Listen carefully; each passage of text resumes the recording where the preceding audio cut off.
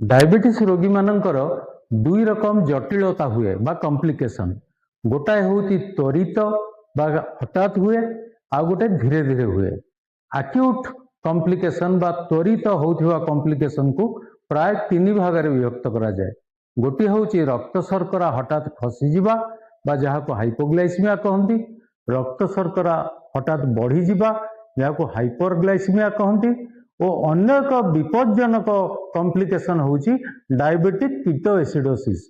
आज diabetes ketoacidosis उपरे टिके आलोचना करिबा। जदि कौनसी कारणरू रोगी 3-4 दिन 5 दिन 10 दिन इन्सुलिन न नहीं पारले ताहले तांको रक्त शर्करा बढ़ी जाए।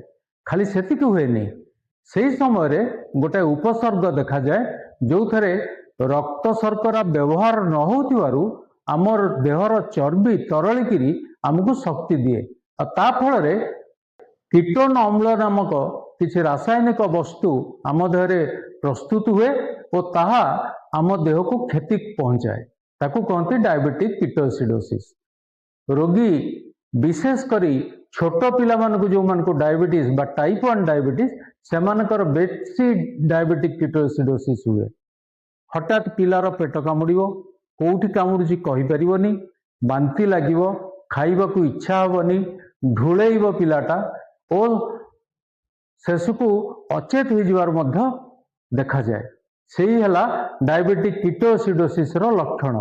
बड़ लोक मानक देहरे यदि झाड़ा बांती लगातार हैला, यदि पानी कमी गला, यदि इन्सुलिन नेलेनी 5-10 दिन बंद कले तांको शर्करा बढ़ी जाए और सेतबेले मध्य से कीटोन अम्ल सृष्टि हुए।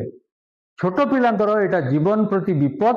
तेणु एभली छोट हो कि बड़ हो जार एभली लक्षण प्रकाश पाइला आ लोक जदि निजर मानसिक स्थिरता हरउथिबार देखागला तांको तुरंत निकटस्थ डाक्तरखाना को नियंतु।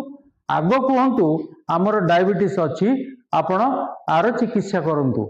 सेमाने कीटोन अम्ल परीक्षा करिवे, सालाइन देवे, पोटासियम आदि परीक्षा करी तार चिकित्सा करिवे और एंटीबायोटिक देवे। कारण इन्फेक्शन विशेष करी आपण परिस्रार इन्फेक्शन, बथ घा ये सबू हेले कि टाइफॉइड हेले आपण को इन्फेक्शन जनित कीटोएसिडोसिस हुए। तेणु डायबिटीज रोगींकर जदि यही धरण लक्षण प्रकाश पाउची संगे संगे आपण को चिकित्सा करुथिबा डाक्तर को फोन करंतु, परामर्श करंतु और निकटस्थ डाक्तरखानार द्वारस्थ हुंतु।